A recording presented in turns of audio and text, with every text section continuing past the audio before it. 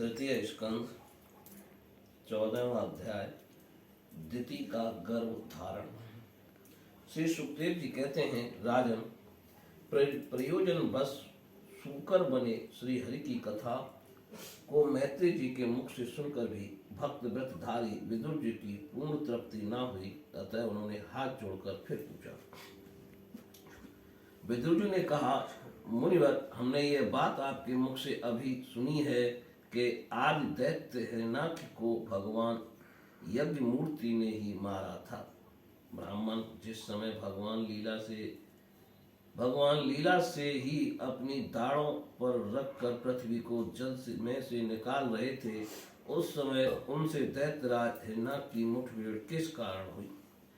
श्री मैत्री जी ने कहा, विदुर जी, तुम्हारा प्रश्न बड़ा ही सुंदर है, क्योंकि तुम श्री हरि की अवतार कथा के विषय में ही पूछ रहे हो, जो मनुष्यों के मृत्युपाश का छेदन करने वाली है।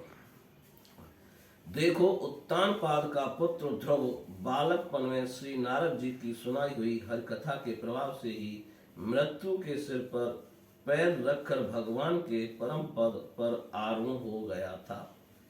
पूर्व काल में एक बार इसी 12 भगवान और हिरण्याक्ष के युद्ध के विषय में देवताओं के प्रश्न करने पर देव श्री ब्रह्मा जी ने उन्हें यह इतिहास सुनाया था, और उसी के परंपरा से मैंने सुना। विदुर जी, एक बार दक्ष की पुत्री दिति ने पुत्र प्राप्ति की इच्छा से कामातुर होकर सायंकाल के समय ही अपने पति मरीच नंदन कश्यप जी से प्रार्थना की। उस समय कश्यप जी खीर की आहुतियों द्वारा अग्निजिह्व भगवान यज्ञपति की आराधना कर सूर्यास्त का समय जान अग्निशाला में ध्यानस्थ होकर बैठे थे। दिति ने कहा, विद्वान मत वाला हाथी जैसे केले के वृक्ष को मसल डालता है, उसी प्रकार यह प्रसिद्ध धनुर्धर कामदेव मुझ अवला पर जोर जताकर आपके लिए मुझे बेचैन कर रहा है। अपनी पुत्रवती सौतों की सुख समृद्धि को देखकर मैं ईर्ष्या की आग से जली जाती हूँ।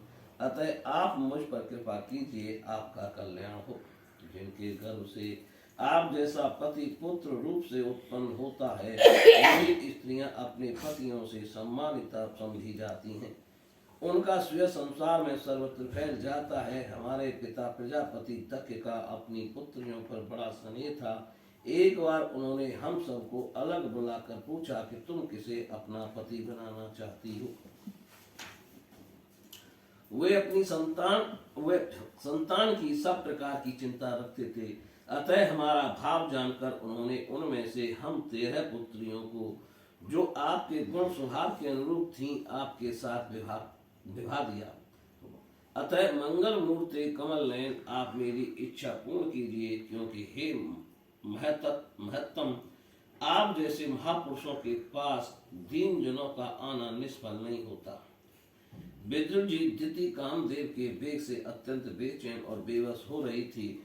उसने इसी प्रकार बहुत सी बातें बनाते हुए दीन होकर कश्यप जी से प्रार्थना की।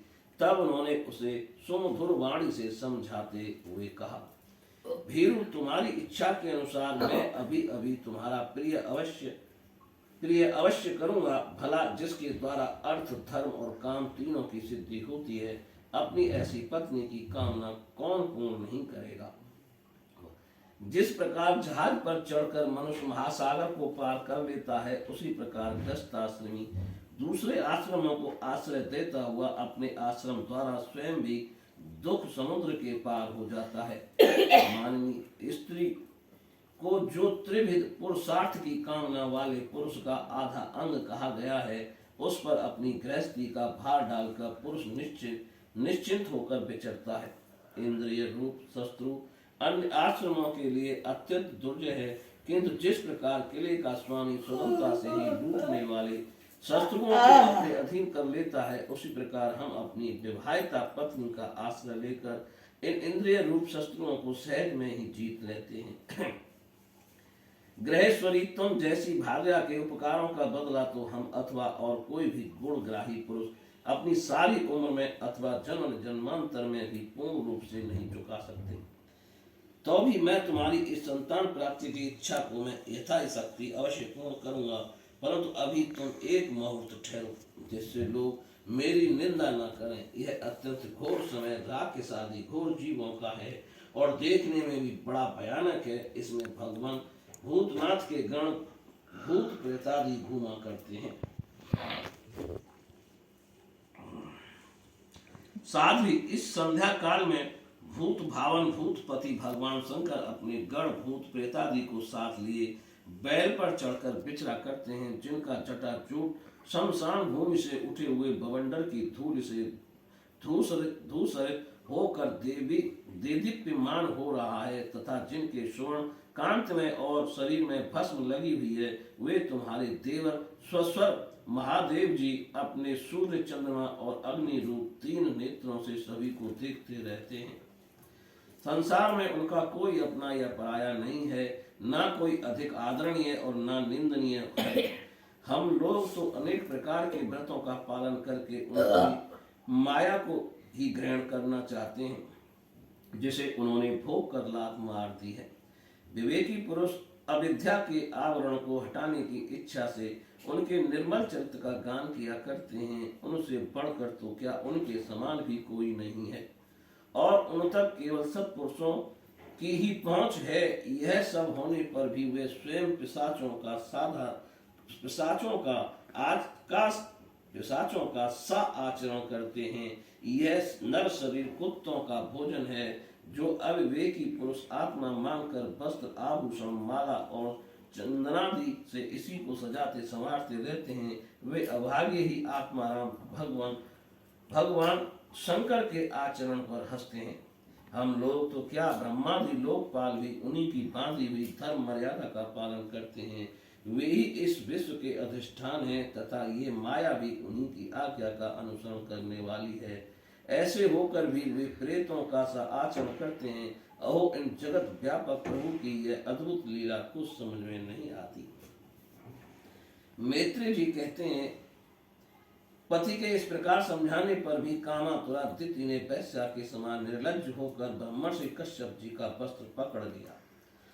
तब कश्यप जी ने उस निंदित कर्म में अपनी भार्या का बहुत आग्रह देख देव को नमस्कार किया और एकांत में उसके साथ समागम किया। फिर जल में स्नान कर प्राण और वाणी का संयम करके विशुद्ध ज्योतिर्मय सनातन ब्रह्म का ध्यान करते हुए उसी का जप करने लगे। विदुर जी, दिति को भी इस निंदित कर्म के कारण बड़ी लज्जा आई और वह ब्रह्मर्षि के पास जा सिर नीचा करके इस प्रकार कहने लगी। दिति बोली, ब्राह्मण भगवान रुद्र भूतों के स्वामी हैं। मैंने उनका अपराध किया है, किंतु वे भूत श्रेष्ठ मेरे इस गर्व को नष्ट न करें।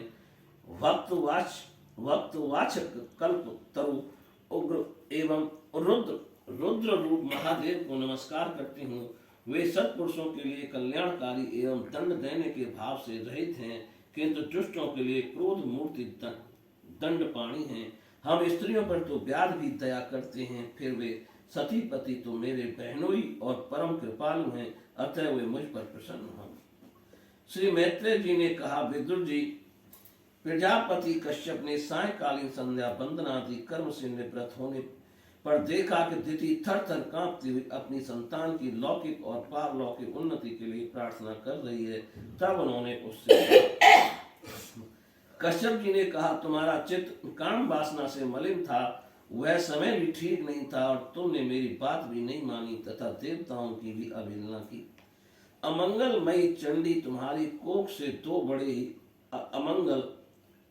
अमंगलमय और अधम पुत्र उत्पन्न होंगे। वे बार बार संपूर्ण लोक और लोकपालों को अपने अत्याचारों से रुलाएंगे।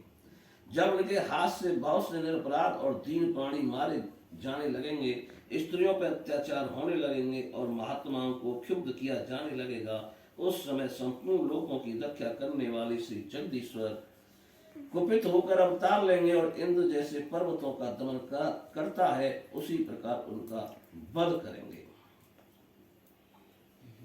दिति ने कहा, प्रभु, यही मैं भी चाहती हूँ कि यदि मेरे पुत्रों का वध हो तो वह साक्षात भगवान चक्रपाणि के हाथ से ही हो।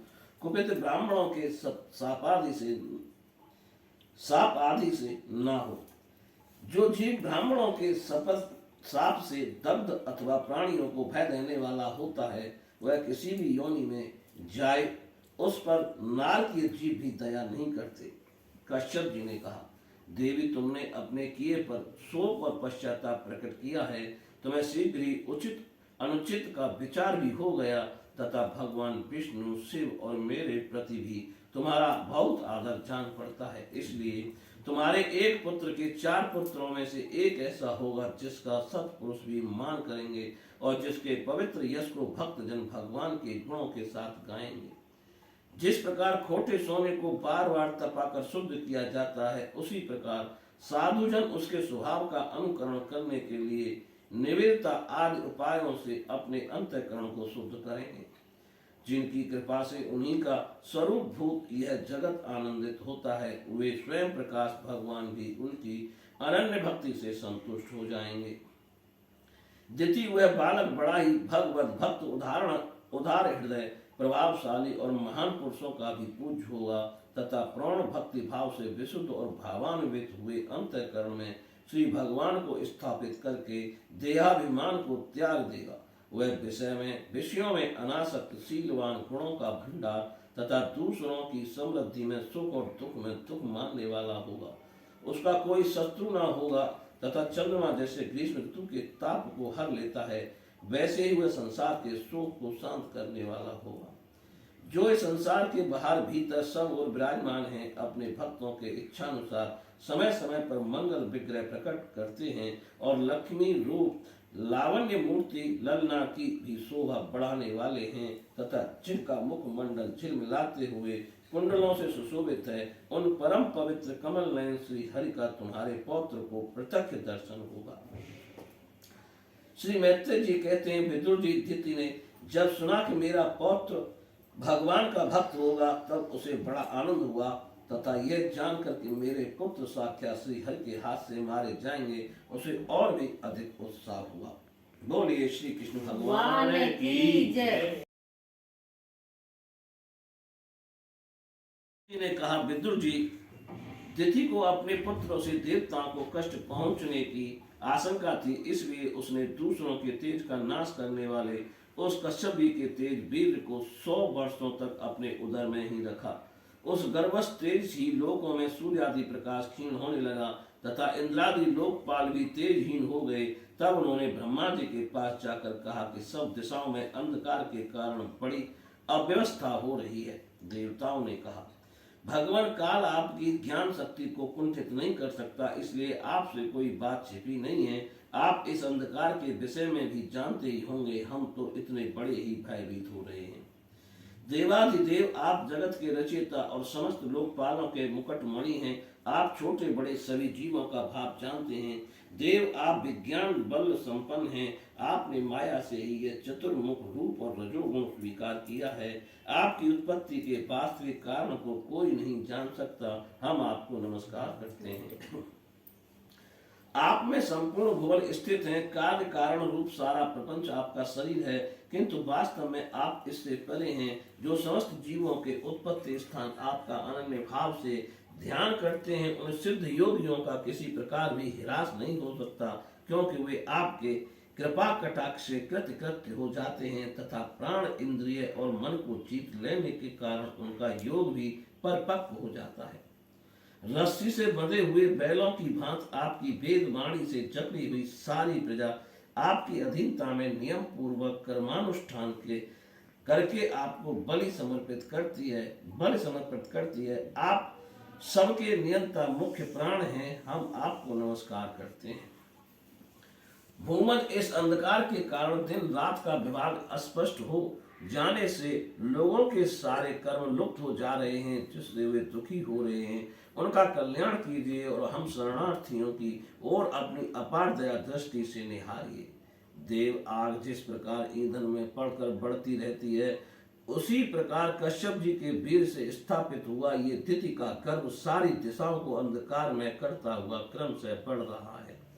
श्री मैत्रेय जी कहते हैं, महाभाव, देवताओं की प्रार्थना सुनकर भगवान ब्रह्मा जी हंसे और उन्हें अपनी मधुर वाणी से आनंदित करते हुए कहने लगे। श्री ब्रह्मा जी ने कहा, देवताओं, तुम्हारे पूर्वज मेरे मानस पुत्र सनकादि लोगों की आसक्ति त्याग कर समस्त लोकों में आकाश मार्ग से विचरा करते थे।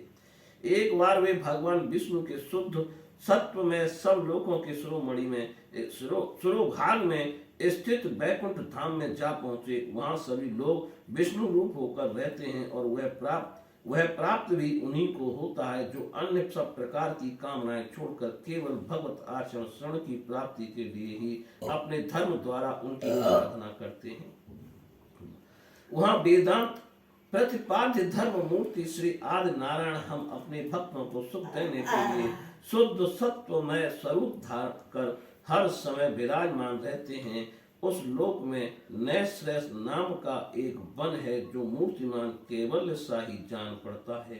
वह सब प्रकार की कामनाओं को पूर्ण करने वाले वृक्षों से सुशोभित है जो स्वयं हर समय 6 ऋतुओं की शोभा से संपन्न रहते हैं।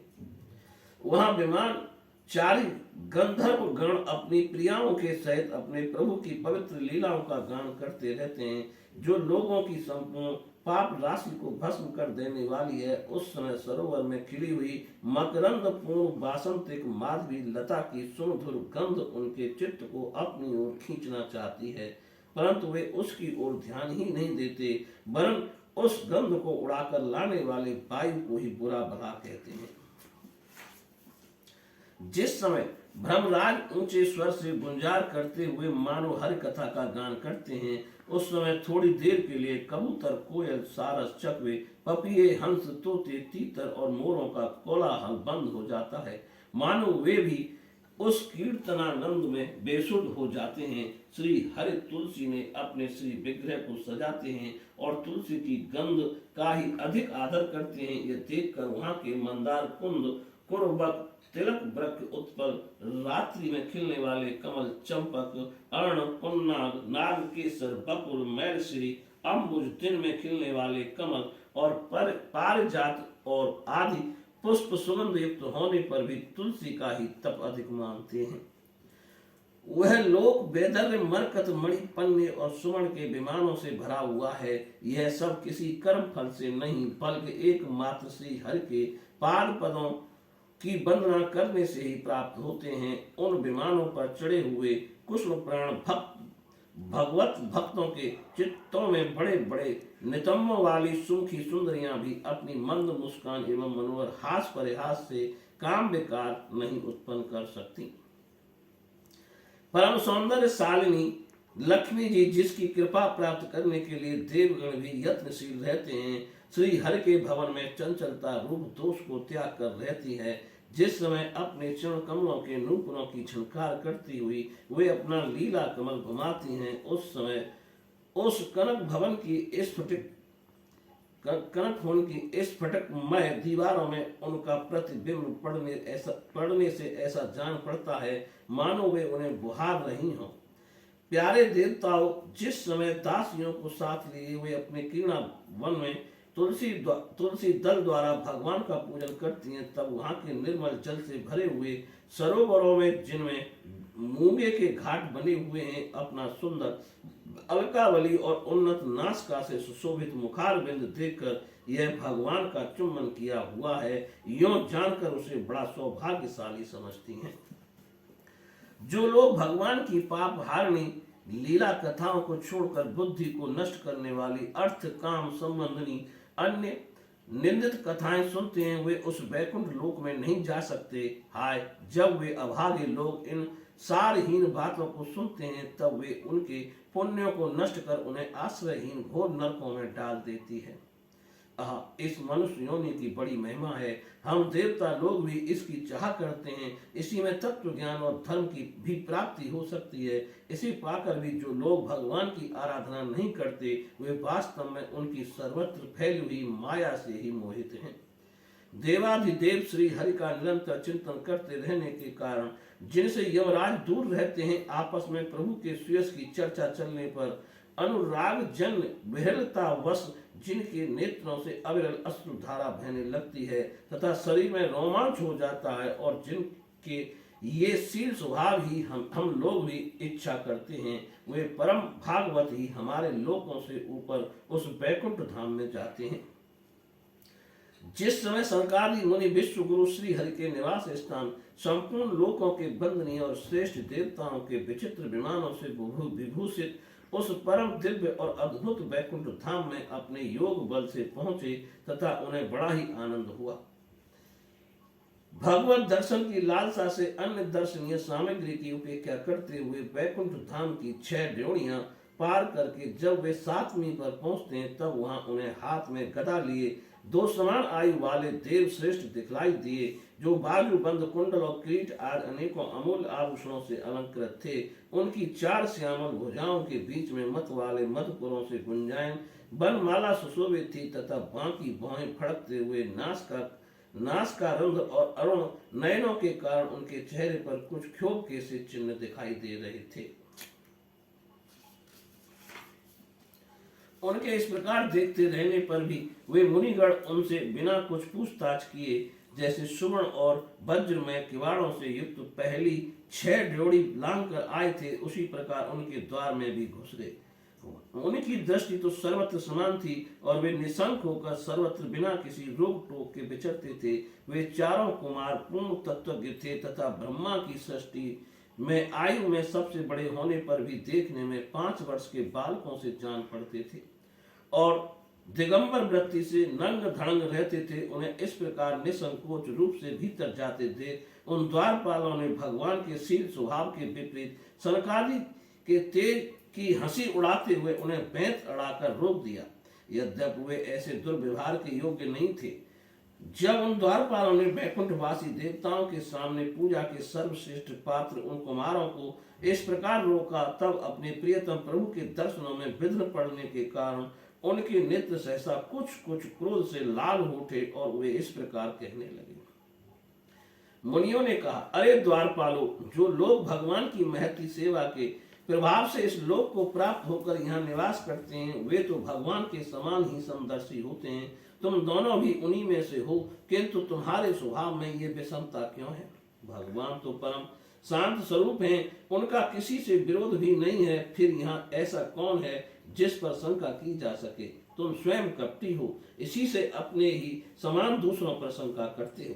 भगवान के उदर में यह सारा ब्रह्मांड स्थित है, इसलिए यहाँ रहने वाले ज्ञानी जन सर्वात्मा श्री हरि से अपना कोई भेद नहीं देखते, बल्कि महाकाश में घटाकाश की भांति उनमें अपना अंतर्भाव देखते हैं। तुम तो देव रूपधारी हो, फिर भी तुम्हें ऐसा क्या दिखाई देता है जिससे तुमने भगवान के साथ कुछ भेदभाव कारण होने पर भय की कल्पना कर ली? तुम हो तो इन भगवान वैकुंठ धाम के पार्षद, किंतु तुम्हारी बुद्धि बहुत मंद है। अतएव तुम्हारा कल्याण करने के लिए हम तुम्हारे अपराध के योग्य दंड का विचार करते हैं। तुम अपनी मंद भेद बुद्धि के दोष से इस वैकुंठ लोक से निकलकर उन पाप में योनियों में जाओ जहाँ काम क्रोध लोभ प्राणियों के ये 3 शत्रु निवास करते हैं। सरकार जी के कठोर वचन सुनकर और ब्राह्मणों के साप को किसी भी प्रकार के शस्त्र समूह से निवारण होने योग्य न जानकर श्री हरि के वे दोनों पार्षद अत्यंत दीन भाव से उनके चरण पकड़कर पृथ्वी पर लौट गए। वे जानते थे उनके स्वामी श्री हरि भी ब्राह्मणों से बहुत डरते हैं। फिर उन्होंने अत्यंत आतुर होकर कहा, भगवान, हम अवश्य अपराधी हैं, अतः आपने हमें जो दंड दिया है वह उचित ही है और वह हमें मिलना ही चाहिए। हमने भगवान का अभिप्राय न समझकर उनकी आज्ञा का उल्लंघन किया है।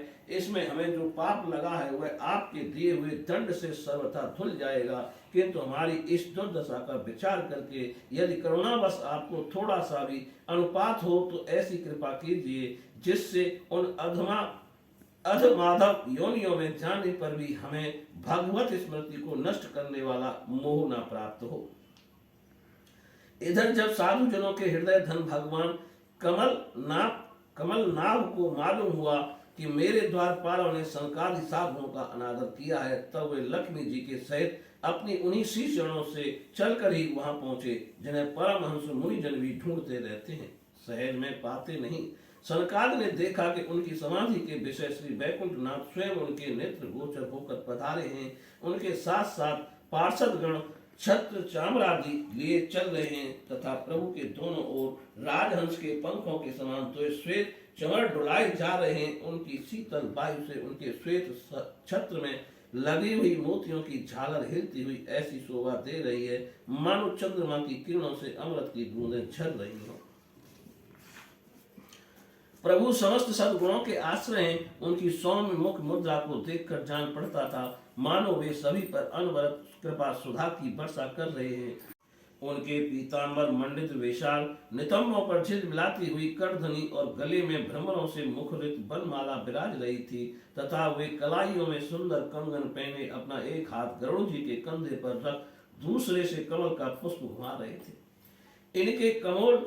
इनके अमोल कपूर बिजली की प्रभा को भी लजाने वाले मकराकृत कुंडलों की शोभा बढ़ा रहे थे। उभरी हुई सुगढ़ नास का भी बड़ा ही सुंदर मुख था। सिर पर मणि में मुकुट विराजमान था तथा चारों भुजाओं के बीच महामूल्यवान मनोहर हार की और गले में कौस्तुभ मणि की अपूर्व शोभा थी। भगवान का श्री विग्रह बड़ा ही सौंदर्यशाली था। उसे देखकर भक्तों के मन में ऐसा वितर्क होता था कि इसके सामने लक्ष्मी जी का सौंदर्याभिमान भी गलित हो गया है। ब्रह्मा जी कहते हैं, देवताओं, इस प्रकार मेरे महादेव जी के और तुम्हारे लिए परम सुंदर विग्रह धारण करने वाले श्री हरि को देखकर सनकादि मुनीश्वरों ने उन्हें सिर झुकाकर प्रणाम किया। उस समय उनकी अद्भुत छवि को निहारते निहारते उनके नेत्र तृप्त नहीं होते थे। सनकादि मुनीश्वर निरंतर ब्रह्मानंद में निमग्न रहा करते थे, किंतु जिस समय भगवान कमल नयन के चरणारविंद मकरंद से मिली हुई तुलसी मंजरी के गंध से सुवासित वायु ने नासिका रंध्रों के द्वारा उनके अंतःकरण में प्रवेश किया, उस समय वे अपने शरीर को संभाल ना सके और उस दिव्य गंध के उनके मन में भी खलबली पैदा कर दी। भगवान का मुख नील कमल के समान था। अति सुंदर अधर और कुंदकली के समान मनोहर हाथ से उसकी शोभा और भी बढ़ गई थी। उसकी झांकी करके वे कृत हो गए और फिर पद्म राग के समान लाल लाल नखों से सुशोभित उनके चरण कमल देखकर वे उन्हीं का ध्यान करने लगे। इसके पश्चात वे मुनिगण अन्य साधनों से सिद्ध न होने वाली स्वाभाविक अष्ट सिद्धियों से संपन्न श्री हरि की स्तुति करने लगे, जो योग मार्ग द्वारा मुख्य पद की खोज करने वाले पुरुषों के लिए उनके ध्यान का विषय अत्यंत आदरणीय और नयनानंद की वृद्धि करने वाला पुरुष रूप प्रकट करते हैं।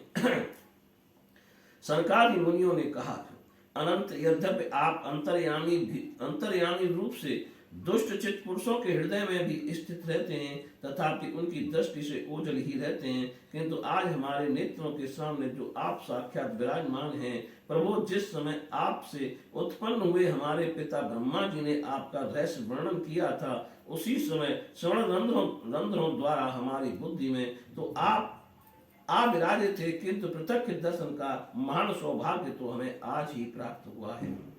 भगवान, हम आपको साक्षात परम तत्व ही जानते हैं। इस समय आप अपने विशुद्ध सत्व में विग्रह से अपने इन भक्तों को आनंदित कर रहे हैं। आपकी इस सगुण साकार मूर्ति को राग और अहंकार से मुक्त मुनिजन आपकी कृपा दृष्टि से प्राप्त हुए सुदृढ़ भक्ति योग के द्वारा अपने हृदय में उपलब्ध करते हैं। प्रभु, आपका श्रेष्ठ अत्यंत कीर्तनीय और संसारिक दुखों की निवृत्ति करने वाला है। आपके चरणों की शरण में रहने वाले जो महाभाग आपकी कथाओं के दर्शक हैं, वे आपके आत्यंतिक प्रसाद मोक्ष पद को भी कुछ अधिक नहीं गिनते।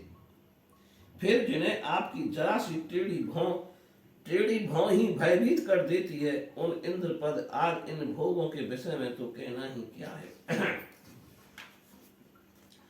भगवान, यदि हमारा चित्त भौरे की तरह आपके चरण कमलों में ही रमण करता रहे, हमारी वाणी तुलसी के समान आपके चरण संबंध से ही सुशोभित हो और हमारे कान आपकी श्रेष्ठ सुधा से परिपूर्ण रहें, तो आप अपने पापों के कारण भले ही हमारा जन्म नरकादि योनियों में हो जाए, इसकी हमें कोई चिंता नहीं है। विपुल कीर्ति प्रभु, आपने हमारे सामने जो ये मनोहर रूप प्रकट किया है, उससे हमारे नेत्रों को बड़ा ही सुख मिला है। अजितेंद्रिय पुरुषों के लिए इसका दृष्टिगोचर होना अत्यंत कठिन है। आप साक्षात भगवान हैं और इस प्रकार स्पष्टतया हमारे नेत्रों के सामने प्रकट हुए हैं। हम आपको प्रणाम करते हैं। बोलिए श्री कृष्ण भगवान की जय। 16वां अध्याय, जय विजय का वैकुंठ से पतन। श्री ब्रह्मा जी ने कहा, देवगण जब योग निष्ठ सनकादि मुनियों ने इस प्रकार स्तुति की, तब वैकुंठ निवास श्री हरि ने उनकी प्रशंसा करते हुए कहा। श्री भगवान ने कहा, मुनिगण, ये जय विजय मेरे पार्षद हैं। इन्होंने मेरी कुछ भी परवाह न करके आपका बहुत बड़ा अपराध किया है। आप लोग भी मेरे अनुगत भक्त हैं, अतः इस प्रकार मेरी ही अवज्ञा करने के कारण आपने इन्हें जो दंड दिया है वह मुझे भी अभिमत है। ब्राह्मण मेरे परम आराध्य हैं। मेरे अनुचरों के द्वारा आप लोगों का जो तिरस्कार हुआ है उसमें अपना ही किया हुआ मानता हूँ। मैं अपना ही किया हुआ मानता हूँ, इसलिए मैं आप लोगों से प्रसन्नता की भिक्षा मांगता हूँ। सेवकों के अपराध करने पर संसार उनके स्वामी का ही नाम लेता है। वह अपयश उसकी कीर्ति को इस प्रकार दूषित कर देता है जैसे त्वचा को चर्म रोग। मेरी निर्मल श्वेत सुधा में गोता लगाने से चांडाल पर्यंत सारा जगत तुरंत पवित्र हो जाता है। इसलिए मैं विकुंठ कहलाता हूँ, किंतु ये पवित्र कीर्ति मुझे आप लोगों से ही प्राप्त हुई है। इसलिए जो कोई आपके विरुद्ध आचरण करेगा वह मेरी भुजा ही क्यों ना हो, मैं उसे तुरंत काट डालूंगा। आप लोगों की सेवा करने से ही मेरी शरण रज को ऐसी पवित्रता प्राप्त हुई है कि वह सारे पापों को तत्काल नष्ट कर देती है, और मुझे ऐसा सुंदर स्वभाव मिला है कि मेरे उदासीन रहने पर भी लक्ष्मी जी मुझे एक क्षण के लिए भी नहीं छोड़ती। यद्यपि इन्हीं के लेस मात्र कृपा कटाक्ष के लिए अन्य ब्रह्मादि देवता नाना प्रकार के नियमों एवं व्रतों का पालन करते हैं। जो अपने संपूर्ण कर्म फल मुझे अर्पण कर सदा संतुष्ट रहते हैं, वे निष्काम ब्राह्मण ग्रास पर तृप्त होते हुए घी से तरह तरह के पकवानों का जब भोजन करते हैं, तब उनके मुख से मैं जैसा तृप्त होता हूँ, वैसा यज्ञ में अग्नि रूप मुख से यजमान की दी हुई आहुतियों को ग्रहण करके नहीं होता। योग माया का अखंड और असीम ऐश्वर्य मेरे अधीन है, तथा मेरी चरणोदक रूपणी गंगा जी चंद्रमा को मस्तक पर धारण करने वाले भगवान शंकर के सहित समस्त लोगों को पवित्र करती हैं। ऐसा परम पवित्र एवं परमेश्वर होकर भी मैं जिनकी पवित्र चरण रज को अपने मुकुट पर धारण करता हूँ, उन ब्राह्मणों के कर्म को कौन नहीं सहन करेगा। ब्राह्मण दूध देने वाली गौएं और अनाथ प्राणी ये मेरे ही शरीर हैं। ब्राह्मण दूध देने वाली गौएं और अनाथ प्राणी ये मेरे ही शरीर हैं। पापों के द्वारा विवेक दृष्टि नष्ट हो जाने के कारण जो लोग इन्हें मुझसे भिन्न समझते हैं, उन्हें मेरे द्वारा नियुक्त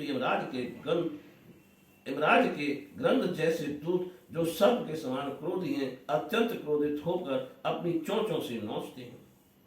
ब्राह्मण तिरस्कार पूर्वक कटु भाषण भी करे तो भी उसे उसमें मेरी भावना करके प्रसन्न चित्त से तथा अमृत भरी मुस्कान से युक्त मुख कमल से उसका आदर करते हैं, तथा जैसे रूठे हुए पिता को पुत्र और आप लोगों को मैं मनाता हूँ, उसी प्रकार जो प्रेम पूर्ण वचनों से प्रार्थना करते हुए उन्हें शांत करते हैं, वे मुझे अपने बस में कर लेते हैं। मेरे इन सेवकों ने मेरा अभिप्राय ना समझकर ही आप लोगों का अपमान किया है, इसलिए मेरे अनुरोध से आप केवल इतनी कृपा कीजिए कि इनका यह निर्वासन काल शीघ्र ही समाप्त हो जाए। ये अपने अपराध के अनुरूप अधम गति को भोग कर शीघ्र ही मेरे पास लौट आए। श्री ब्रह्मा जी कहते हैं, देवताओं सनकादि मुनि क्रोध रूप सर्प से डसे हुए थे, तो भी उनका चित्त अंतःकरण को प्रकाशित करने वाली भगवान की मंत्रमय सुमधुर वाणी सुनते सुनते तृप्त नहीं हुआ। भगवान की उक्त बड़ी ही मनोहर और थोड़े अक्षरों वाली थी, किंतु वह इतनी अर्थपूर्ण सार युक्त दुर्विज्ञ और गंभीर थी कि बहुत ध्यान देकर सुनने और विचार करने पर भी यह न जान सके कि भगवान क्या करना चाहते हैं। भगवान की इस अद्भुत उदारता को देखकर वे बहुत आनंदित हुए और उनका अंग अंग पुलकित हो गया। फिर योग माया के प्रभाव से अपने परम ऐश्वर्य को प्रभाव प्रकट करने वाले प्रभु से वे हाथ जोड़कर कहने लगे, मुनियों ने कहा, स्वप्रकाश भगवान, आप सर्वेश्वर होकर भी जो ये कह रहे हैं कि यह आपने मुझ पर बड़ा अनुग्रह किया, सो इससे आपका क्या अभिप्राय है, ये हम नहीं जान सके। प्रभु, आप ब्राह्मणों के परम हितकारी हैं, इससे लोक शिक्षा के लिए आप भले ही ऐसा माने कि ब्राह्मण मेरे आराध्य देव हैं। वस्तुतः तो ब्राह्मण तथा देवताओं के भी देवता ब्रह्मादि के भी आप ही आत्मा और आराध्य देव हैं। सनातन धर्म आपसे ही उत्पन्न हुआ है, आपके अवतारों द्वारा ही समय समय पर उसकी रक्षा होती है तथा निर्विकार स्वरूप आप ही धर्म के परम गुरु रहस्य हैं, यह शास्त्रों का मत है। आपकी कृपा से निवृत्त प्रायण योगी जन सहज में ही मृत्यु रूप संसार सागर से पार हो जाते हैं, फिर भला दूसरा कोई आप पर क्या कृपा कर सकता है। भगवान दूसरे अर्थार्थी जन जिनकी चरण रज का सर्वदा अपने मस्तक पर धारण करते हैं, वे लक्ष्मी जी निरंतर आपकी सेवा में लगी रहती हैं। सो ऐसा जान पड़ता है कि भाग्यवान भक्त जन आपके चरणों पर जो नूतन तुलसी जी की मालाएं अर्पण करते हैं, उन पर गुंजार करते हुए भौरों के समान वे भी आपके पाद पद्मों को ही अपना निवास स्थान बनाना चाहती हैं। किंतु अपने पवित्र चरित्रों से निरंतर सेवा में तत्पर रहने वाली उन लक्ष्मी जी भी आप विशेष आदर नहीं करते। आप तो अपने भक्तों से ही विशेष प्रेम रखते हैं। आप स्वयं ही संपूर्ण भजनीय गुणों के आश्रय हैं। क्या जहां तहां विचरते हुए ब्राह्मणों के चरणों में लगने से पवित्र हुई मार्ग की धूल और श्री वस्त्र का चिन्ह आपको पवित्र कर सकते हैं? क्या इनसे आपकी शोभा बढ़ सकती है? भगवान, आप साक्षात धर्म स्वरूप हैं। आप सत्यादि तीनों युगों में प्रत्यक्ष रूप से विद्यमान रहते हैं तथा ब्राह्मण और देवताओं के लिए तप, शौच और दया अपने इन तीन चरणों से इस चराचर जगत की रक्षा करते हैं। अब आप अपनी शुद्ध सत्वमयी वरदायिनी मूर्ति से हमारे धर्म विरोधी रजोगुण तमोगुण को दूर कर दीजिए। देव, ये ब्राह्मण कुल आपके द्वारा अवश्य रक्षणीय है। यदि साक्षात धर्म रूप होकर भी आप सुंदर वाणी और पूजनादि द्वारा इस उत्तम कुल की रक्षा न करें, तो आपका निश्चित किया हुआ कल्याण मार्ग ही नष्ट हो जाए, क्योंकि लोग तो श्रेष्ठ पुरुषों के आचरण को ही प्रमाण स्वरूप से ग्रहण करता है। प्रभु, आप सत्व गुण की खान है और सभी जीवों का कल्याण करने के लिए उत्सुक हैं। इसी से आप अपनी शक्ति रूप राजा आदि के द्वारा धर्म के शत्रुओं का संहार करते हैं, क्योंकि वेद मार्ग का उच्छेद आपको इष्ट नहीं है। आप त्रिलोकीनाथ और जगत प्रतिपालक होकर भी ब्राह्मणों के प्रति इतने नम्र रहते हैं, इससे आपके तेज की कोई हानि नहीं होती। यह तो आपकी लीला मात्र है। सर्वेश्वर, इन द्वारपालों आप जैसा उचित समझे वैसा दंड दें अथवा पुरस्कार रूप में इनकी वृत्ति बढ़ा दें। हम निष्कपट भाव से सब प्रकार आपसे सहमत हैं, अथवा हमने आपके इन निरपराध अनुचरों को साथ दिया है, इसके लिए हम ही को उचित दंड दें, हमें वह भी सहर्ष स्वीकार है। श्री भगवान ने कहा, मुनिगण, आपने इन्हें जो साथ दिया है सच जानिए वह मेरी ही प्रेरणा से हुआ है। अब ये शीघ्र ही दैत्य योनि को प्राप्त होंगे और वहां क्रोधावेश में बढ़ी हुई एकाग्रता के कारण सुदृढ़ योग संपन्न होकर फिर जल्दी ही मेरे पास लौट आएंगे। श्री ब्रह्मा जी कहते हैं, तदंतर उन मुनीश्वरों ने नयनाभिराम भगवान विष्णु और उनके स्वयं प्रकाश वैकुंठ धाम के दर्शन करके प्रभु की परिक्रमा की और उन्हें प्रणाम कर तथा उनकी आज्ञा पाकर भगवान के ऐश्वर्य का वर्णन करते हुए प्रमुदित हो वहां से लौट गए। फिर भगवान ने अपने अनुचरों से कहा, जाओ, मन में किसी प्रकार का भय मत करो, तुम्हारा कल्याण होगा। मैं सब कुछ करने में समर्थ होकर भी ब्रह्म तेज को मिटाना नहीं चाहता, क्योंकि ऐसा ही मुझे अभिमत भी है। एक बार जब मैं योग निद्रा में स्थित हो गया था, तब तुमने द्वार में प्रवेश करती हुई लक्ष्मी जी को रोका था। उस समय उन्होंने क्रुद्ध होकर पहले ही तुम्हें यह शाप दे दिया था कि अब दैत्य योनि में मेरे प्रति क्रोधाकार का वृत्ति रहने से तुम्हें तो एकाग्रता होगी, उससे तुम इस विप्र तिरस्कार जनित पाप से मुक्त हो जाओगे और फिर थोड़े ही समय में मेरे पास लौट कर आओगे। द्वारपालों को इस प्रकार आज्ञा दे भगवान ने विमानों की श्रेणियों से सुसज्जित अपने सर्वाधिक से संपन्न धाम में प्रवेश किया।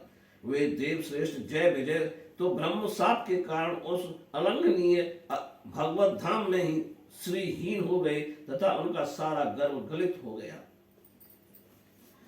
पुत्रों, फिर जब वे बैकुंठ लोक से गिरने लगे तब वहां श्रेष्ठ विमानों पर बैठे हुए वैकुंठ वासियों में महान हाहाकार मच गया। इस समय दिति के घर में स्थित जो कश्यप जी का उग्र तेज है, उसमें भगवान के उन पार्षद प्रवरों ने ही प्रवेश किया है। उन दोनों असुरों के तेज से ही सबका बल तेज फीका पड़ गया है। इस समय भगवान ऐसा ही करना चाहते हैं जो आदि पुरुष संसार की उत्पत्ति, स्थिति और लय के कारण है, जिनकी योग माया को बड़े बड़े योगी जन भी बड़ी कठिनता से पार कर पाते हैं। वे सत्वादि तीनों गुणों के नियंता श्री हरि ही हमारा कल्याण करेंगे। अब इस विषय में हमारे विशेष विचार करने से क्या लाभ हो सकता है। बोलिए श्री कृष्ण भगवान की जय। और हिरण्याक्ष का जन्म तथा हिरण्याक्ष की दिग्विजय। श्री मैत्री जी ने कहा, विदुर जी, ब्रह्मा जी के कहने से अंधकार का कारण जानकर देवताओं की शंका निवृत्त हो गई और फिर वे सब स्वर्ग लोक को लौट आए। इधर दिति को अपने पति देव के कथानुसार पुत्रों की ओर से उपद्रव बाधी की आशंका बनी रहती थी, इसलिए जब पूरे 100 वर्ष बीत गए तब उस साध्वी ने 2 यमज जुड़वे पुत्र उत्पन्न किए। उनके जन्म लेते समय स्वर्ग, पृथ्वी और अंतरिक्ष में अनेकों उत्पात होने लगे, जिनसे लोग अत्यंत भयभीत हो गए। जहां तहां पृथ्वी और पर्वत कांपने लगे, सब दिशाओं में दाह होने लगा, जगह जगह उल्कापात होने लगा, बिजलियां गिरने लगी और आकाश में अनिष्ट सूचक धूमकेतु, पुच्छ तारे दिखाई देने लगे। बार बार साए साए करती और बड़े बड़े वृक्षों को उखाड़ती हुई बड़ी विकट और असह्य वायु चलने लगी। उस समय आंधी उसकी सेना और उड़ती हुई धूल ध्वजा के समान जान पड़ती थी। बिजली और जोर जोर से चमक कर मानो खिलखिला रही थी। घटाओं ने ऐसा सघन रूप धारण किया कि सूर्य, चंद्र और ग्रह के लुप्त हो जाने से आकाश में गहरा अंधेरा छा गया। उस समय कहीं कुछ भी दिखाई न देता था। समुद्र दुखी मनुष्य की भांति कोलाहल करने लगा, उसमें ऊंची ऊंची तरंगें उठने लगीं और उसके भीतर रहने वाले जीवों में बड़ी हलचल मच गई। नदियों तथा अन्य जलाशयों में भी बड़ी खलबली मच गई और उनके कमल सूख गए। सूर्य और चंद्रमा बार बार घिसे जाने लगे तथा उनके चारों ओर अमंगल सूचक मंडल बैठने लगे। बिना बादलों के ही गरजने का शब्द होने लगा तथा गुफाओं में से रथ की घरघराहट का सा शब्द निकलने लगा। गांव में गीदड़ और उल्लुओं के भयानक शब्दों के साथ ही सियारियां मुख से दहकती हुई आग उगलकर बड़ा अमंगल शब्द करने लगी। जहां तहां कुत्ते अपनी गर्दन ऊपर उठाकर कभी गाने और कभी रोने के समान भांति भांति के शब्द करने लगे। विदुर जी झुंड के झुंड गधे और कठोर खुरों से पृथ्वी खोदते और रेंगने का शब्द करते मतवाले होकर इधर उधर दौड़ने लगे। पक्षी गंधों के शब्द से डर कर रोते चिल्लाते अपने घोंसलों से उड़ने लगे। अपनी खिड़कों में बंधे हुए और वन में चरते हुए गाय बैल आदि पशु डर के मारे मल मूत्र त्यागने लगे। गौएं ऐसी डर गईं कि दोहने पर उनके थनों से खून निकलने लगा। बादल पीप की वर्षा करने लगे।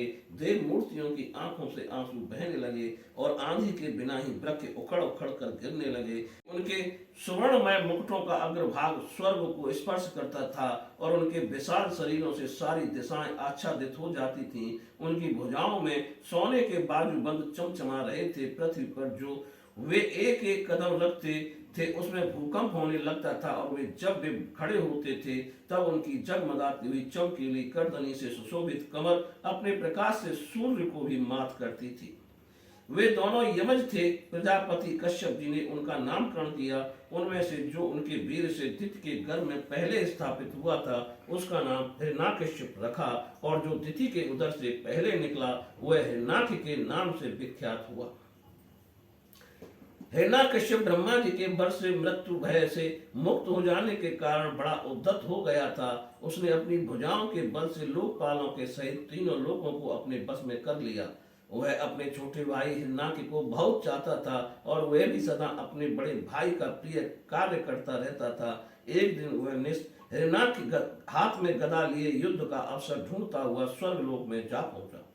उसका वेग बड़ा असह्य था। उसके पैरों में सोने के नूपुरों की झनकार हो रही थी। गले में विजय सूचक माला धारण की हुई थी और कंधे पर विशाल गदा रखी हुई थी। उसके मनोबल, शारीरिक बल तथा ब्रह्मा जी के बल से उसे मतवाला कर रखा था। इसलिए वह सर्वथा निरंकुश और निर्भय हो रहा था। उसे देखकर देवता लोग डर के मारे वैसे ही जहां तहां छिप गए, जैसे गरुड़ के डर से सांप छिप जाते हैं। जब दैत्यराज हिरण्याक्ष ने देखा कि मेरे तेज के सामने बड़े बड़े गर्विले इंद्रादि देवता भी छिप गए हैं, तब उन्हें अपने सामने न देखकर वह बार बार भयंकर गर्जना करने लगा। फिर वह महाबली दैत्य वहां से लौटकर जल क्रीड़ा करने के लिए मत वाले हाथी के समान गहरे समुद्र में घुस गया, जिसमें लहरों की बड़ी भयंकर गर्जना हो रही थी। ज्यों ही उसने समुद्र में पैर रखा कि डर के मारे वरुण के सैनिक जलचर जीव हकबका गए, और किसी प्रकार की छेड़छाड़ न करने पर भी वे उसकी धाक से घबराकर बहुत दूर भाग गए। महाबली हिरण्याक्ष अनेक वर्षों तक समुद्र में घूमता और सामने किसी प्रतिपक्षी को न पाकर बार बार वायु वेग से उठी हुई उसकी प्रचंड तरंगों पर ही अपनी लोहमयी गदा को अजमाता रहा। इस प्रकार घूमते घूमते वह वरुण की राजधानी विभावरी में जा पहुंचा। वहां पाताल लोक के स्वामी जलचरों के अधिपति वरुण जी को देखकर उसने उनकी हंसी उड़ाते हुए नीच मनुष्यों की भांति प्रणाम किया और कुछ मुस्कुराते हुए व्यंग से कहा, महाराज मुझे युद्ध की भिक्षा दीजिए। प्रभु आप तो लोक पालक राजा और बड़े कीर्तिशाली हैं। जो लोग अपने को बांका वीर समझते थे, उनके वीर मद को भी आप चून कर चुके हैं, और पहले एक बार आपने संसार के समस्त दैत्य दानवों को जीतकर राष्ट्र यज्ञ भी किया था।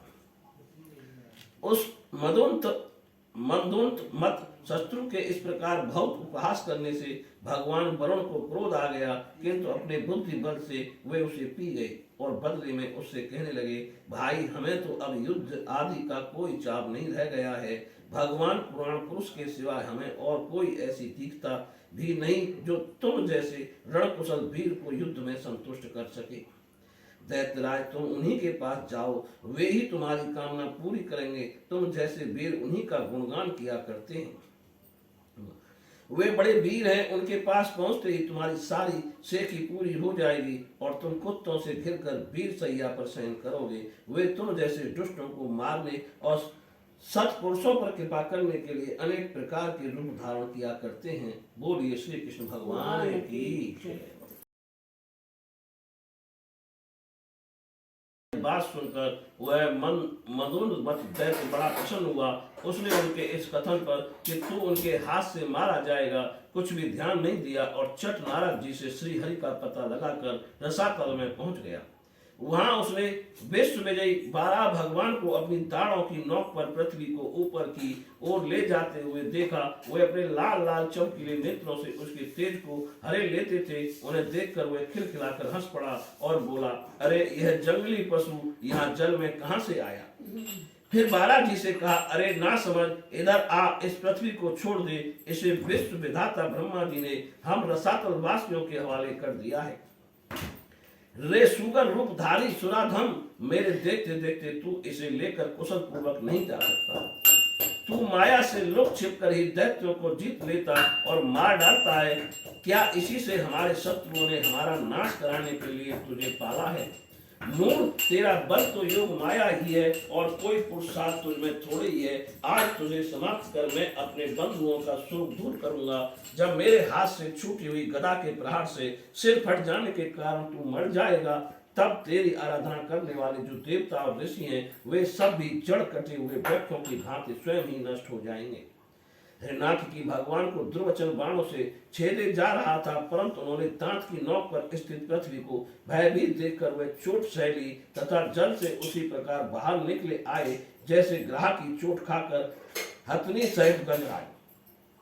जब उसकी चुनौती का कोई उत्तर न देकर वे जल से बाहर आने लगे, तब ग्राह जैसे गज का पीछा करता है, उसी प्रकार पीले केश और तीखी दाढ़ों वाले उस दैत्य ने उनका पीछा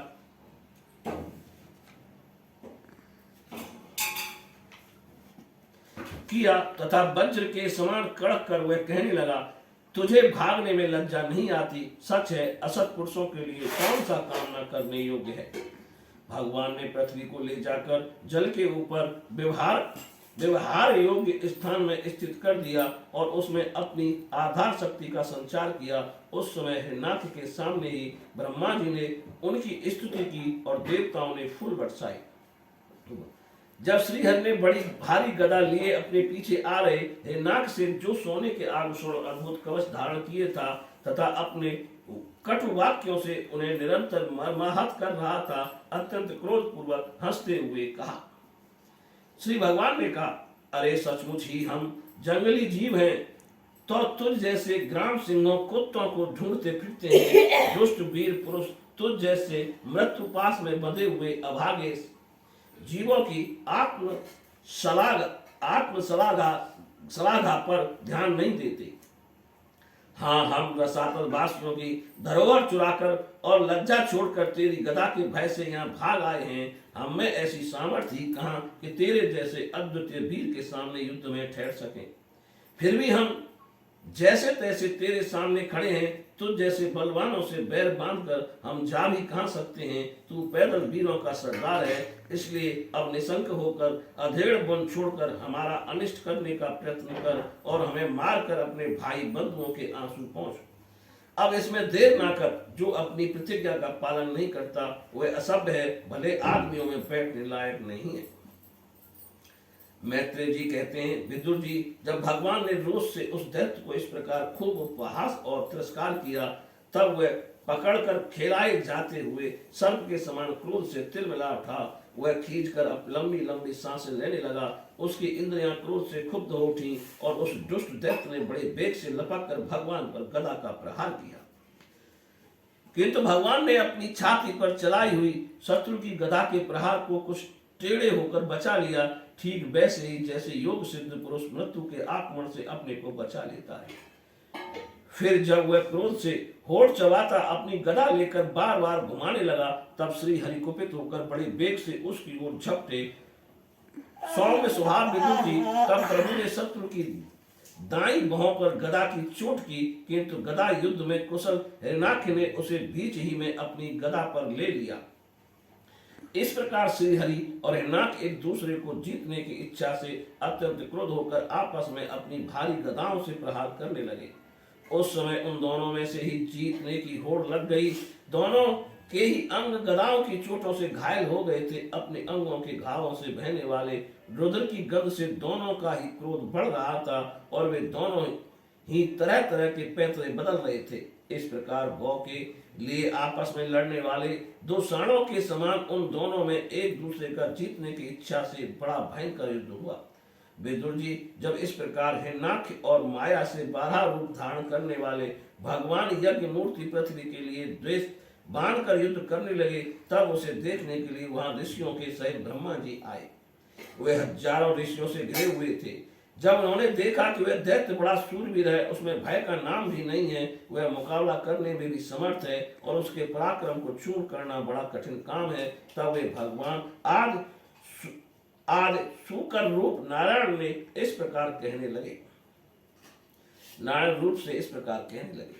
श्री ब्रह्मा जी ने कहा, देव, मुझसे भर पाकर यह दुष्ट दैत्य बड़ा प्रबल हो गया है। इस समय यह आपके चरणों की शरण में रहने वाले देवताओं, ब्राह्मणों, गौ तथा अन्य निरपराध जीवों को बहुत ही हानि पहुंचाने वाला, दुखदायी और भयप्रद हो रहा है। इसकी जोड़ का और कोई योद्धा नहीं है, इसलिए यह महाकंटक अपना मुकाबला करने वाले वीर की खोज में समस्त लोकों में घूम रहा है।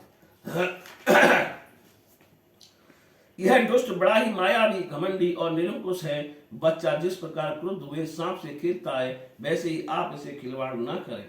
देव अच्युत, जब तक यह दारुण दैत्य अपनी बल वृद्धि की बेला को पाकर प्रबल हो, उससे पहले ही आप अपनी योग माया को स्वीकार करके इस पापी को मार डालिए। प्रभु देखिए, लोगों का संहार करने वाली संध्या की भयंकर बेला आना ही चाहती है। सर्वात्मन, आप इससे पहले ही इस असुर को मारकर देवताओं को विजय प्रदान कीजिए। इस समय अभिजीत नामक मंगल में मुहूर्त का भी योग आ गया है, अतः अपने सुहृद हम लोगों के कल्याण के लिए शीघ्र ही इस दुर्जय दैत्य से निपट लीजिए। प्रभु, इसकी मृत्यु आपके हाथ बंधी है। हम लोगों के बड़े भाग्य हैं कि स्वयं ही अपने काल रूप आपके पास आ पहुंचा। अब आप युद्ध में बलपूर्वक इसे मारकर लोगों को शांति प्रदान कीजिए। बोलिए श्री कृष्ण भगवान की जय। मैत्रेय जी कहते हैं, विदुर जी ब्रह्मा जी के कपट रहित अमृत वचन सुनकर भगवान ने उनके भोलेपन पर मुस्कुराकर अपने प्रेम पूर्ण कटाक्ष के द्वारा उनकी प्रार्थना स्वीकार कर ली। फिर उन्होंने झपट कर अपने सामने निर्भय विचरते हुए शत्रु की ठुड्डी पर गदा मारी, किंतु हिरणाक्ष की गदा से टकराकर वह गदा भगवान के हाथ से छूट गई और चक्कर काटती हुई जमीन पर गिरकर सुशोभित हुई। किंतु यह बड़ी अद्भुत सी घटना हुई। उस समय शत्रु पर वार करने का अच्छा अवसर पाकर भी हिरणाक्ष ने उन्हें निरस्त्र देखकर धर्म युद्ध का पालन करते हुए उन पर आक्रमण नहीं किया। उसने भगवान का क्रोध बढ़ाने के लिए ही ऐसा किया था। गदा गिर जाने पर लोगों का हाहाकार बंद हो जाने पर प्रभु ने उसकी धर्म बुद्धि की प्रशंसा की और अपने सुदर्शन चक्र का स्मरण किया। चक्र तुरंत ही उपस्थित होकर भगवान के हाथ में घूमने लगा, किंतु वे अपने प्रमुख पार्षद दैत्याधाम हिरणाक्ष के साथ विशेष रूप से क्रीड़ा करने लगे।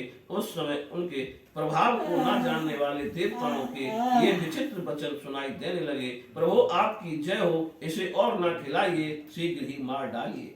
जब हिरणाक्ष ने देखा कि कमल दल लोचन श्री हरि उनके सामने चक्र लिए खड़े हैं, तब उसकी सारी इंद्रियां क्रोध से तिलमिला उठी और वह लंबी सांसें लेता हुआ अपने दांतों से होठ चबाने लगा। उस समय वह तीखी दाढ़ों वाला दैत्य अपने नेत्रों से इस प्रकार उनकी ओर घूरने लगा, मानो वह भगवान को भस्म कर देगा। उसने उछलकर ले अब तू नहीं बच सकता, इस प्रकार ललकारते हुए श्री हरि पर गदा से प्रहार किया। साधु स्वभाव विदुर जी यज्ञ मूर्ति श्री बाला भगवान ने शत्रु को देखते देखते लीला से ही अपनी बाएं पैर से ही उसकी वह वायु के समान वेग वाली गदा पृथ्वी पर गिरा दी और उससे कहा, अरे दैत्य, तू मुझे जीतना चाहता है, इसलिए अपना शस्त्र उठा ले और एक बार फिर वार कर। भगवान के इस प्रकार कहने पर उसने फिर गदा चलाई और बड़ी भीषण गर्जना करने लगा। गदा को अपनी ओर आते देखकर भगवान ने जहाँ खड़े थे वहीं से उसे आते ही अनायास इस प्रकार पकड़ लिया जैसे गरुड़ सांप इनको पकड़ ले। अपने उद्यम को इस प्रकार व्यर्थ हुआ देख उस महादैत्य का घमंड ठंडा पड़ गया और उसका तेज नष्ट हो गया। अब की बार भगवान के देने पर उसने गदा को लेना चाहा, किंतु जिस प्रकार कोई ब्राह्मण के ऊपर निष्फल विचार मरणादि प्रयोग करे, मुठार चलाए, वैसे ही उसने श्री यज्ञ पुरुष पर प्रहार करने के लिए एक प्रज्वलित अग्नि के समान लपलपाता हुआ त्रिशूल लिया। महाबली हिरणाक्ष का अत्यंत वेग से छोड़ा हुआ वह तेजस्वी त्रिशूल आकाश में बड़ी तेजी से चमकने लगा। जब भगवान ने उसे अपनी तीखी धार वाले चक्र से इस प्रकार काट डाला जैसे इंद्र ने गरुड़ जी के छोड़े हुए तेजस्वी पंख को काट डाला था। भगवान के चक्र से अपने त्रिशूल के बहुत से टुकड़े टुकड़े हुए देखकर उसे बड़ा क्रोध हुआ। अब उसने पास आकर उनके विशाल वक्र स्थल पर, जिस पर श्री वत्स का चिन्ह सुशोभित है, कसकर घूंसा मारा और फिर बड़े जोर से गरज कर अंतर्ध्यान हो गया।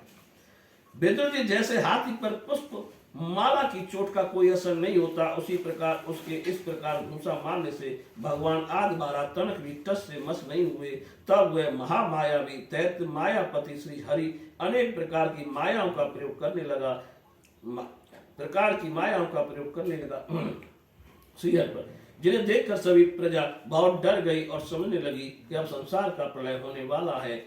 बड़ी प्रचंड आंधी चलने लगी, जिसके कारण धूल से सब और अंधकार छा गया। सब ओर से पत्थरों की वर्षा होने लगी, जो जैसे जान पड़ते थे मानो किसी खेपण यंत्र गुलेल से फेंके जा रहे हैं।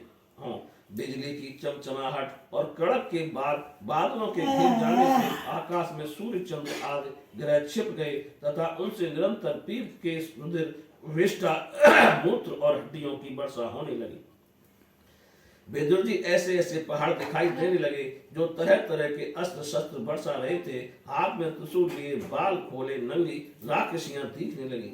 बहुत से पैदल घुड़सवार रथी और हाथियों पर चढ़े सैनिकों के साथ आतताई यक्ष राक्षसों का मारो मारो काटो काटो ऐसा अत्यंत क्रूर और हिंसा में कोलाहल सुनाई देने लगा। इस प्रकार प्रकट हुए उस आसुरी माया जाल को नाश करने के लिए यज्ञ मूर्ति भगवान बारहा ने अपना प्रिय सुदर्शन चक्र छोड़ा। उस समय अपने पति का कथन स्मरण हो आने से दिति का हृदय सहसा कांप उठा और उसके स्तनों से रक्त बहने लगा। अपना माया जाल नष्ट हो जाने पर वह दैत्य फिर भगवान के पास आया। उसने उन्हें क्रोध से दबाकर चूर चूर करने की इच्छा से भुजाओं में भर लिया। किंतु देखा कि वह तो बाहर ही खड़े हैं। अब वह भगवान को वज्र के समान कठोर मुक्कों से मारने लगा। तब इंद्र ने जैसे वृत्तासुर पर प्रहार किया था, उसी प्रकार भगवान ने उसकी कनपटी पर एक तमाचा मारा। विश्व विजयी भगवान ने यद्यपि बड़ी उपेक्षा से तमाचा मारा था, तो भी उसकी चोट से हिरणाक्ष का शरीर घूमने लगा। उसके नेत्र बाहर निकल आए तथा हाथ पैर और बाल छिन्न भिन्न हो गए और वह निष्प्राण होकर आंधी से उखड़े हुए विशाल वृक्ष के समान पृथ्वी पर गिर पड़ा। हिरणाक्ष का तेज अब भी मलिन नहीं हुआ था। उस कराल दाढ़ों वाले दैत्य को दांतों से होठ चबाते पृथ्वी पर पड़ा देखकर वह युद्ध देखने के लिए आए हुए ब्रह्मादि देवता उसकी प्रशंसा करने लगे कि अहो, ऐसी अलभ्य मृत्यु किसको मिल सकती है। यह हिरणाक्ष और हिरण्यकश्यप भगवान के ही पार्षद हैं। इन्हें साफ बस ये अधोगति प्राप्त हुई। अब कुछ जन्मों में ये फिर अपने स्थान पर पहुंच जाएंगे। देवता लोग कहने लगे, प्रभु आपको बारंबार नमस्कार है। आप संपूर्ण यज्ञों का विस्तार करने वाले तथा संसार की स्थिति के लिए शुद्ध सत्य में मंगल विग्रह प्रकट करते हैं। बड़े आनंद की बात है कि संसार को कष्ट देने वाला यह दुष्ट दैत्य मारा गया। अब आपके चरणों की भक्ति के प्रभाव से हमें भी सुख शांति मिल गई। मैत्रेय जी कहते हैं, विदुर जी इस प्रकार महापराक्रमी हिरणाक्ष का वध करके भगवान आदि बारह अपने अखंड आनंदमय धाम को पधार गए। उस समय ब्रह्मादि देवता उनकी स्तुति कर रहे थे। भगवान अवतार लेकर जैसी लीलाएं करते हैं और जिस प्रकार उन्हें भीषण संग्राम में खिलौने की भांति महापराक्रमी हिरणाक्ष का वध कर डाला, मित्र विदुर जी वह सब चरित्र जैसा मैंने गुरु मुख से सुना था तुम्हें सुना दिया। सूत जी कहते हैं, सोनक जी मैत्रेय जी के मुख से भगवान की यह कथा सुनकर परम भागवत विदुर जी को बड़ा आनंद हुआ।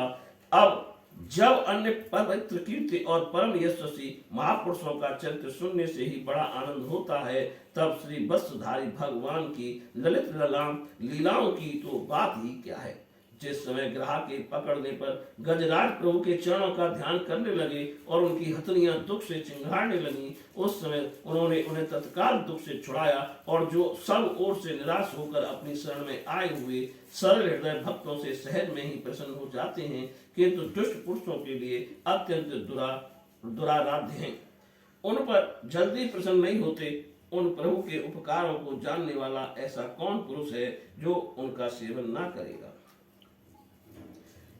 शौनकादि ऋषियों पृथ्वी का उद्धार करने के लिए 12 रूप धारण करने वाले श्री हरि की इस हिरणाक्ष वध का नामक परम अद्भुत लीलाओं को जो पुरुष सुनता और गाता अथवा अनुमोदन करता है, वह ब्रह्म हत्या जैसे घोर पाप से भी सहज में ही छूट जाता है। यह चरित्र अत्यंत पुण्यप्रद, परम पवित्र और धन और यश की प्राप्ति कराने वाला, आयु वर्धक और कामनाओं की पूर्ति करने वाला तथा युद्ध में प्राण और इंद्रियों की शक्ति बढ़ाने वाला है। जो लोग इसे सुनते हैं उन्हें अंत में श्री भगवान का आश्रय प्राप्त होता है। बोलिए श्री कृष्ण भगवान की जय।